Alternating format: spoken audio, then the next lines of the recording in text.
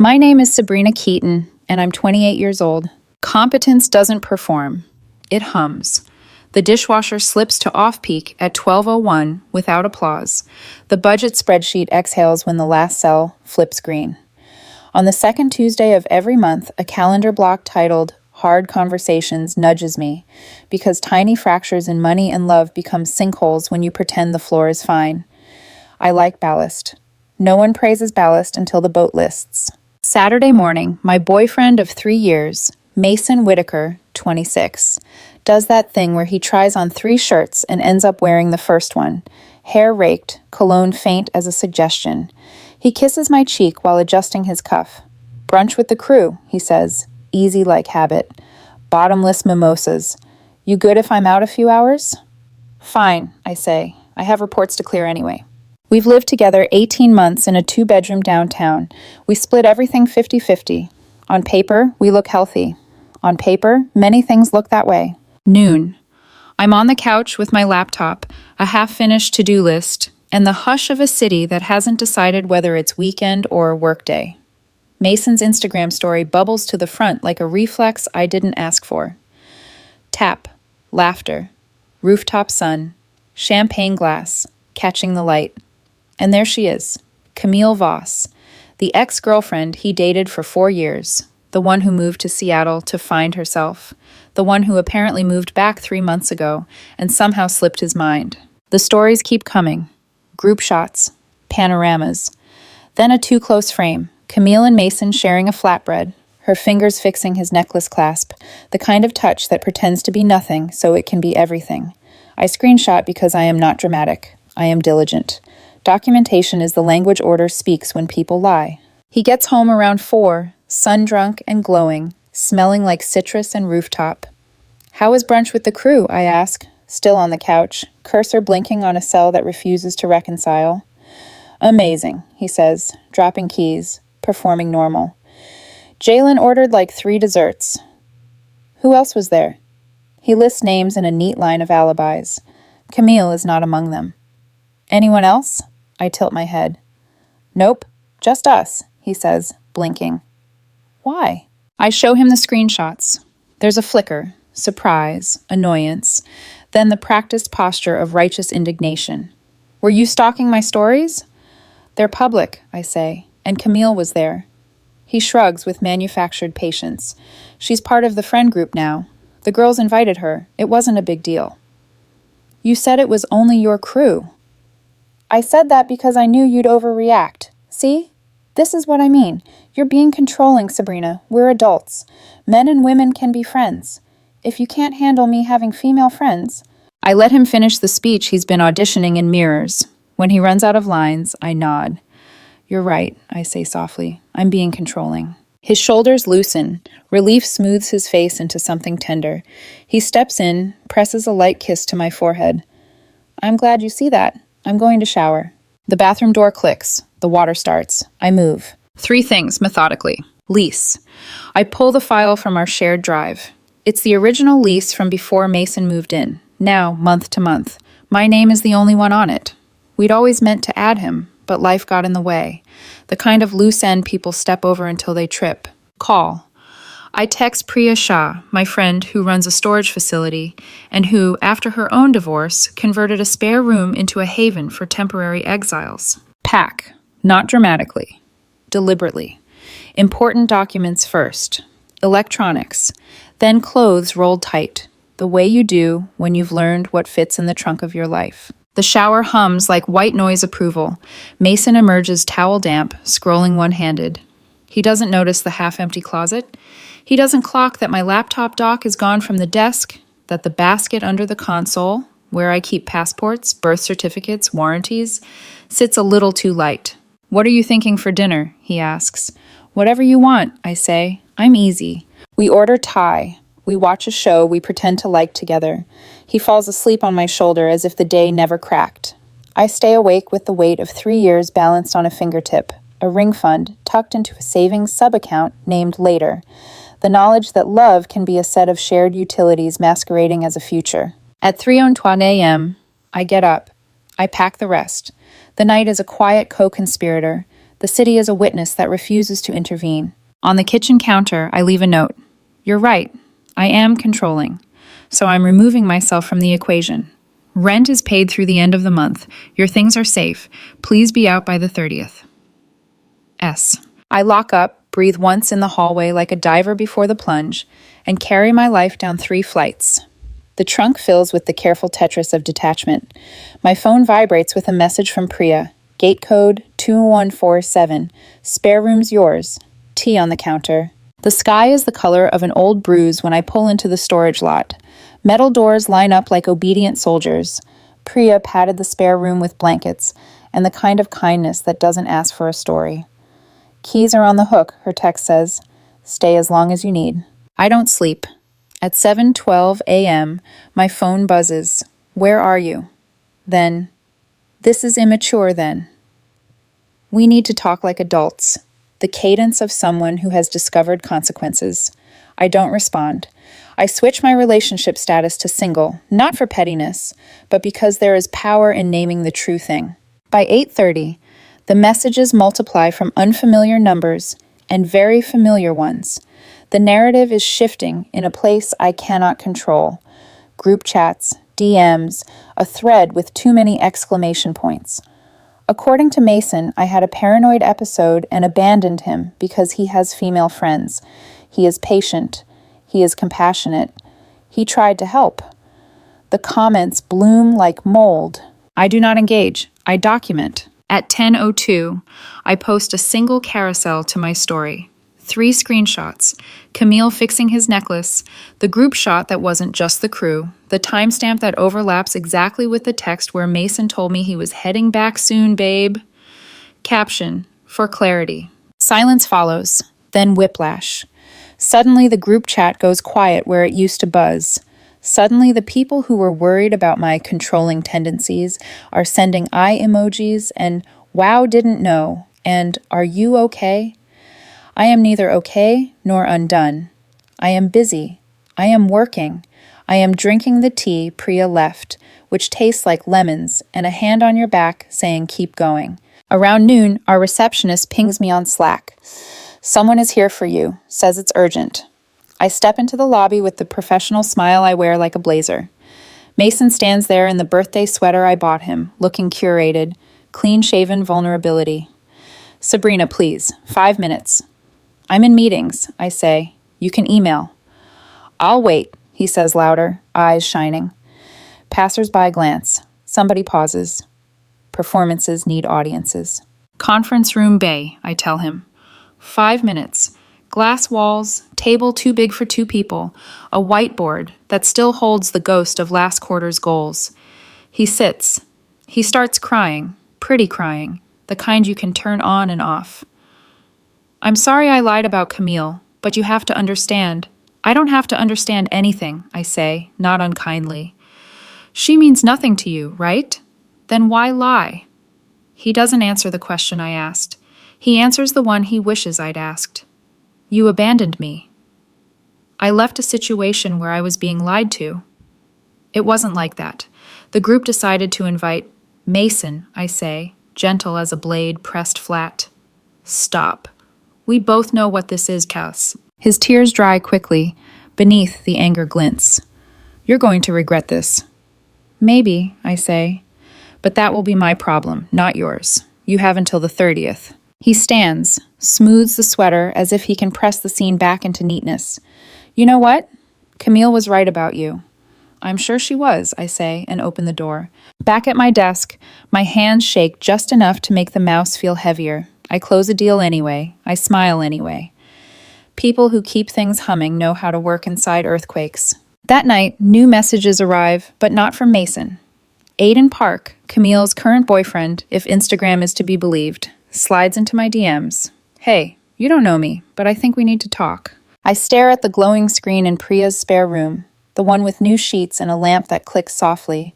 In the distance, a train passes, steel on steel, sure of its track. The tea has gone cold. My palms feel warm. I type back, tomorrow, coffee, name the place. Before sleep, I replay Saturday's sequence from a different angle. The rooftop clatter, the fingers on a necklace clasp, the speech about control rehearsed to sound spontaneous. There is a moment, always, when you realize the story you're in isn't the one you thought you were writing. I have reached that moment. I am turning the page. In the morning, I will meet a stranger who might be an ally. In a few days, I will involve a lawyer. In a few weeks, I will learn how quickly truth weighs more than performance when you stack it page on page. For now, I do the last task of the day. I open a new spreadsheet and name it Receipts. Columns for dates, claims, images, payments.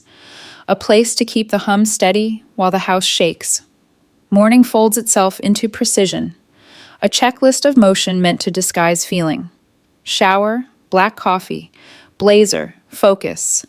But emotion leaks through cracks in order. My hands still hover a second too long over my phone before I set it face down. I've been staying in Priya's spare room for 4 days now. Her apartment smells like cardamom and printer ink. On the second night, she said, "You always do this, build spreadsheets when people break your heart." I didn't deny it. Some people write poems. I file evidence. Mason has not stopped performing. His social media is a slideshow of curated pain, the empty couch, the caption, "Learning to let go of toxicity." Comments flood in from mutual friends. "Stay strong, bro. You deserve better." He's controlling the story again, this time for public sympathy. I scroll, but I don't rage. I collect. Each post is a screenshot, a date, a note in the spreadsheet labeled defamation potential. At 9:20, my phone buzzes with a call from HR. Mason showed up at my office again. I don't even ask how he got past reception this time. I straighten my jacket, breathe once, and walk out to the lobby. He's standing there with an unearned smile, the good guy doing his best. "Sabrina, please. 5 minutes." "You had 5 minutes," I remind him. "You spent them lying." He leans closer, lowering his voice like he's negotiating mercy. "You don't get to ghost me. After everything we built, you just run? You look insane, you know that?" I nod once. "If calm looks like insanity to you, that explains a lot." I turn to the receptionist. If he returns without an appointment, call security. Mason laughs, too loud, too desperate, as I walk away. The echo follows me down the hall. By the time I'm back at my desk, a notification flashes, tagged in a post. Mason again. A carousel of our old photos, captioned, "You can give someone the world, but if they live in fear, they'll still think you're the enemy." My stomach knots. Not from hurt, but recognition. He's weaponizing sentimentality. The comments already shift against me. Poor guy. She sounds unstable. At lunch, I sit with Priya in the cafe across from the office. She stirs her tea, studying me. "You could reply publicly. I won't. You're letting him rewrite history. I'm letting him build his own rope," I say quietly. I just have to make sure the knot holds. That night, the DMs begin. Coworkers, acquaintances, people I barely know. Some are nosy, others try to sound kind. "I saw Mason's post. Are you okay?" "He said you had control issues?" I copy, paste, archive. A folder named Public Narrative, Falsehoods. At 11:07 p.m., my phone lights again. Unknown number. I almost let it go, but the area code is local. I answer. "Hi," a woman's voice says. "Is this Sabrina?" "Yes." "This is Margaret Whitaker, Mason's mom." Her tone is weary but even. "I'm not calling to take sides. I just want to know if you're safe. Mason's been telling people you've been, well, following him." I close my eyes. "I left peacefully, Mrs. Whitaker. I left a note, paid rent through the month, and haven't been near him since." A pause. "I believe you." Her sigh crackles through the line. 30 years of teaching teenagers. You learn to spot liars, even when they're your own kid. "Thank you," I say. It shouldn't matter, but it does. "I don't know what he's doing, Sabrina, but I'm sorry. You didn't deserve this." After we hang up, I sit in the dark for a long time. Validation hits like oxygen. Invisible, necessary, late. The next morning, the shift is immediate. Mason must feel momentum slipping because his posts soften, pivoting from accusation to nostalgia. We all make mistakes. I hope she finds peace. He's baiting me with grace. I don't take it. By Friday, a friend texts, check Camille's story. I open it. Rooftop again. Laughter again. A wine glass catching light. Mason's reflection in the window. His hand on her shoulder. Caption. Some people come back for a reason. The audacity almost makes me laugh. Almost. Saturday morning, a new message appears from an unfamiliar name, Aiden Park. Hey, you don't know me, but I think we should talk about Mason and Camille. It takes me a moment to connect the dots. Aiden, Camille's boyfriend, the one who looked happy in the post Mason used to mock. When and where, I type. Tomorrow. 10 a.m., Franklin Street Cafe. I stare at the message long after it stops glowing. The hum of my old life has become static, but something sharp threads through it now. Curiosity, maybe even anticipation. That evening, I open the receipts spreadsheet again. New tabs bloom. Public defamation, Venmo, third-party witnesses. Every cell is a truth waiting for its day in court. Before sleep, I scroll Mason's latest post, a black and white selfie with the caption, "Trying to heal." The irony stings, but only faintly. I add it to the folder, time-stamped. Tomorrow, I'll meet Aiden. I'll find out how deep this performance goes. And I'll start preparing for the next phase, the part where proof speaks louder than charm. The next morning feels like waking into a different version of my own story, one where control is no longer about order, but about evidence. I meet Aiden Park at the Franklin Street Cafe at exactly 10 o'clock a.m. He's already there, sleeves rolled, a man whose exhaustion has shape. There are 2 coffees on the table. I didn't know how you take it, he says. Black's fine. He smiles, tight and temporary. I figured. He scrolls through his phone, turns it toward me. Photos, texts, Camille's messages, and Mason's name threaded through all of them. I thought I was losing my mind, Aiden says quietly. Every time I asked about her schedule, there was always some group thing. Trivia nights, brunches, birthdays. But she was with him. I nod, throat tight. I thought I was the paranoid one. You weren't, he exhales. You're dealing with 2 people who rewrite reality mid-sentence. We trade details like evidence bags, dates, timestamps, Venmo screenshots. Each overlap hits like a dull percussion. Nights, Mason said, working late. Texts Camille sent, just checking in. Matching transactions for restaurants I've never heard of. When we part, Aiden says, she's been posting about surviving emotional abuse. You should see it. I already know I will. Back at Priya's, I sit cross-legged on the floor, the laptop warm against my knees. Camille's newest post is long, written in that pseudo-inspirational cadence. Sometimes the hardest part of healing is admitting you were scared to leave. Hundreds of comments. Proud of you. You're so strong. Toxic partners hide behind calmness. And in the third photo, her reflection in Mason's window. Same couch. My couch. That's when Mr. Klein, my landlord, calls. Sabrina, sorry to bother you. I got a message from your former boyfriend. He says he's been living there and paying half for 18 months. That gives him certain tenancy rights. What rights? He's claiming co-tenancy, which means you can't just ask him to leave. You'd need to file for formal eviction. Could take 30 to 90 days. I pinch the bridge of my nose. Even if the lease is only in my name? Even then, he's paid rent. He has proof. Proof like Venmo transfers. After we hang up, I open Venmo. The list scrolls endless. Half rent, utilities, groceries, normal. Then a thread of small personal payments labeled with emojis. They're all to Camille Voss. $200, weekend surprise, $150, wine plus you, $120, Cabo flights. Each dated during weeks he told me he was swamped with audits. I sort, filter, highlight. Lies aligned by date, location, transaction. A clean timeline of betrayal in cells and color codes. When Priya gets home, she leans in the doorway watching me. You look like you're building a case. I am. Against who? Everyone. That night, I send an email to my old law school classmate Leah Santos, now an attorney specializing in tenant law. Subject line, urgent.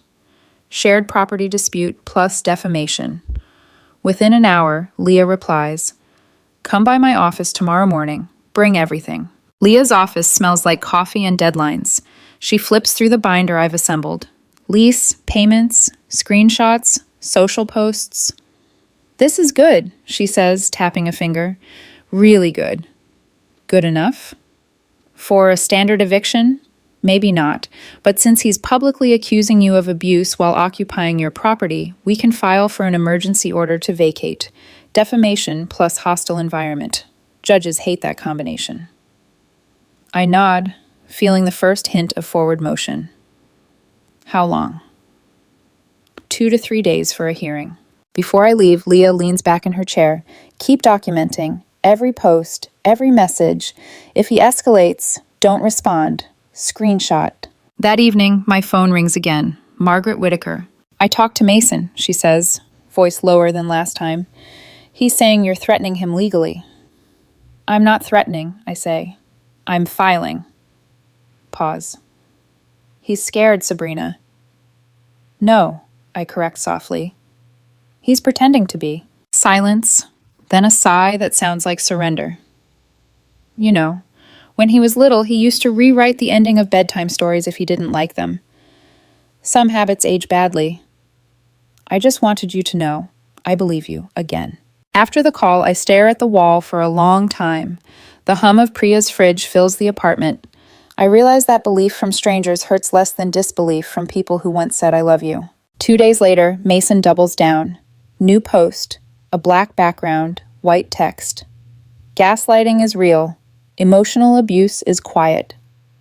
Comments flood in with sympathy. He's winning online, but offline, the clock is ticking. At 10:16 p.m., Camille posts a selfie in my apartment, captioned, "Reclaiming my peace." In the background, on the counter, I spot a bottle of Oban whiskey, Mason's favorite, and 2 glasses. I timestamp the screenshot and email it to Leah. Her reply is instant. That's Exhibit A. She's not scared. She's celebrating. Perfect. The next morning, Aiden messages again. We should meet. I have more proof. Flight receipts, emails. Cabo wasn't work. They went together. The word together hits like a chord I already knew by heart. Meet me at 10, I write back. Bring everything. Later that night, I sit at Priya's kitchen table, laptop open, tea untouched. In column H of the spreadsheet, I add a final label. Motive, reputation salvage. Because this stopped being about love a long time ago. It's about control, about who gets to tell the story. And for the first time since I left, I feel something close to certainty. Not peace yet, but the first outline of it. Sunday. The sky feels too clean for the kind of truth waiting in it. Aiden Park arrives at the cafe precisely at 10. He's holding a worn folder and a flash drive, the posture of someone who hasn't slept. His eyes are rimmed red, not from tears, but from knowing. I gathered everything, he says. You'll want to see this. Inside the folder, flight receipts, hotel confirmations, text transcripts. Mason and Camille booked the same flights to Cabo, same return dates, same corporate wellness retreat cover story. Each lie is time-stamped. Digital fingerprints they thought would fade. Aiden scrolls through his phone and hands it to me. Screenshots again. Messages between them. Camille. Last night was incredible. Mason. She suspects nothing. I'll handle it. Camille. Handle her gently. She still thinks you're the good guy. I look up. You were together when they wrote this? Yeah, he says. She was in the shower. I saw the preview pop up on her screen. That's how I started digging. The two of us sit there, strangers bound by the same deceit. The noise of the cafe fades into a muted hum. What are you going to do? He asks. I'm past heartbreak, I say. I'm in logistics. He nods, almost smiles. Same. Before he leaves, he slides the flash drive across the table. Everything's on there. If you ever need it in court, or just to stop doubting yourself. Why help me? Because they're already trying to make you the villain, he says. Camille told her friends you were unstable. Mason's backing it up. They're controlling the narrative before you can breathe. Control. Always control. I tuck the drive into my bag like a weapon. By the time I reach Leah's office that afternoon, I've compiled everything into a new binder, color-coded by deceit. She scans it, eyebrows lifting. This, she says, isn't just infidelity. It's defamation. Coordinated. I nod. He's still living in my apartment, posting about being abused. She exhales through her nose. that sound lawyers make when the case just turned winnable. Then we're filing for an emergency order to vacate. He can't claim fear while drinking whiskey with his ex in your kitchen. Her fingers fly over the keyboard, drafting the motion. We'll cite his public posts as evidence of malice, plus the photos proving he's not in danger. This judge hates social media dramatics. It'll work in our favor. For the first time in weeks, I feel my breath come full circle. Keep logging everything, Leah says, printing the petition. Don't engage. Let the paper talk. That night, Priya sits beside me on the couch, scrolling. They're doubling down, she murmurs. On Mason's page, a photo of him and Camille at a candlelit table, captioned, "Healing Together." Camille's mirror post reads, "Sometimes closure looks like forgiveness." Priya turns her phone off. You realize they're not even hiding it now? They don't think they need to, I say. They're winning in public, but the court doesn't care about likes. I open my laptop. The spreadsheet has grown monstrous. Tabs for legal exhibits, screenshots, bank transfers, timestamps. Truth, cataloged. At 11:43 p.m., Leah texts, "Hearing set for Thursday morning. Be early. Bring everything." I type back one word, done. Wednesday evening, my phone buzzes again. A new message from Mason. "We don't have to do this. You're turning something private into a war. You already made it public," I reply. "I miss you," he sends. "Then you shouldn't have lied." He doesn't respond. 10 minutes later, Camille posts a black and white photo of their hands intertwined. Caption, "Second chances exist." Priya glances over my shoulder. "You sure you're ready for court?" "I've been ready since the night I packed." Thursday morning. Courtroom air smells like dust and consequence. Leah arranges our files like a surgeon laying out instruments. Across the aisle, Mason sits beside Camille, both dressed in theatrical grief. Black clothes, lowered eyes. When the judge enters, the room stills. Leah speaks first, calm and clinical. She lays out the lease, the defamation posts, the whiskey photo, the Cabo evidence. Each exhibit clicks into place like dominoes falling toward truth. The judge's expression never shifts until Leah displays the photo of Mason and Camille drinking in my kitchen. "Mr. Whitaker," she says, voice even, "you've accused Ms. Keaton of abuse while continuing to reside in her home. And this image shows you hosting guests there, yes?" Mason stammers. It's time-stamped," Leah interjects. Camille shifts beside him, eyes darting to the gallery where Aiden sits quietly, arms crossed. The judge turns to Mason's attorney. "Your client can't claim fear and comfort simultaneously. That contradiction undermines his credibility. When the ruling comes, it's swift. Order granted. Mason must vacate the apartment within 48 hours. Condition. All defamatory posts and statements must be deleted immediately." Camille's jaw tightens. Mason looks like he's trying to remember how breathing works. In the hallway, he stops me. "Sabrina, please. I didn't mean for it to go this far."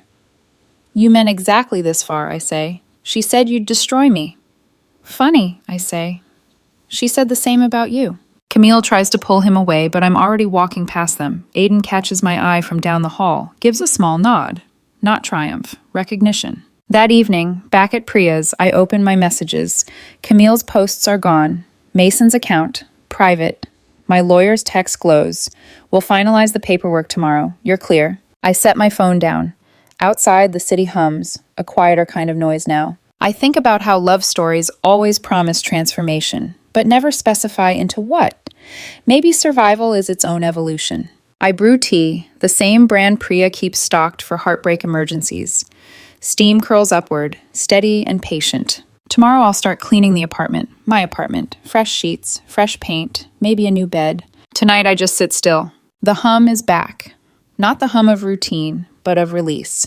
By Monday, the apartment feels like a crime scene waiting to be reclaimed. I unlock the door just after sunrise, the air stale with someone else's perfume. The curtains are drawn unevenly. The faint outline of 2 wine glasses still rims the counter. The 48-hour window is up. Mason is gone. So is Camille. Their absence is noisy. Drawers left open. Shelves stripped but not wiped. A cigarette butt sits in the sink, as if defiance needed punctuation. I take photos. Every surface, every mark. Documentation is habit now. Even closure needs proof. Then I start to clean. The motions are mechanical. Trash bags. vacuum, vinegar spray. But with each sweep of the cloth, the space starts to breathe again. For months, I mistook stillness for safety. I see that now. What I called stability was just silence keeping score. Halfway through, Priya arrives with takeout and a grin that tries to be gentle. So, how's freedom look in daylight? Messier than the brochures, I say, tossing a trash bag into the hallway. We eat sitting on the kitchen floor, the place where the lies used to gather. Priya watches me wipe down the counter one last time. You know, she says, you could have blown this up online, made him the villain. I didn't need to, I answer. He already filmed his own downfall. She nods. What's next?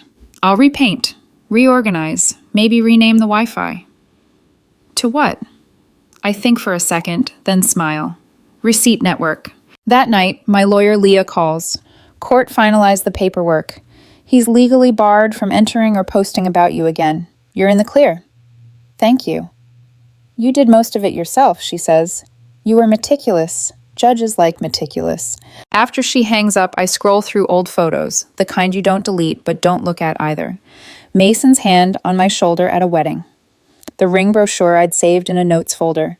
A text that once felt safe.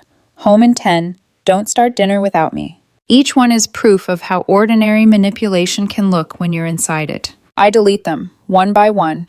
The phone feels lighter afterward. 2 days later, I get a message from Aiden. He moved out. She's pretending it's her idea. They're imploding publicly. Just thought you'd want to know. I type back, I don't need to watch the fire to know it's burning. He replies with a single thumbs up emoji. It feels like the right kind of ending. By Friday, the apartment is painted pale blue. The landlord stops by for inspection, compliments the work. When he leaves, I stand in the doorway for a long moment before closing it again, this time with my key, my heir, my name on the lease, and no one else's fingerprints on the walls. I make tea, sit by the window. The city hums below. Taxis, crosswalk signals, the rhythm of people who still believe in each other. Somewhere in that noise, I hear something else. Relief that doesn't need applause. Later that night, Priya and I sit on the balcony, sharing silence. She breaks it first. Do you miss him? I think for a moment. No. I miss the version of me that still believed people told the truth when they said they loved you. That version got you here, she says.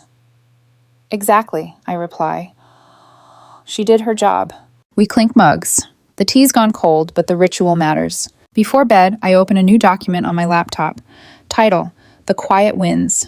It isn't a spreadsheet, just words.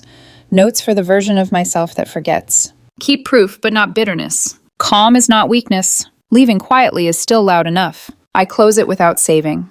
The lesson is already learned. When I finally lie down, the room hums. Not the mechanical kind. Not the one born from control.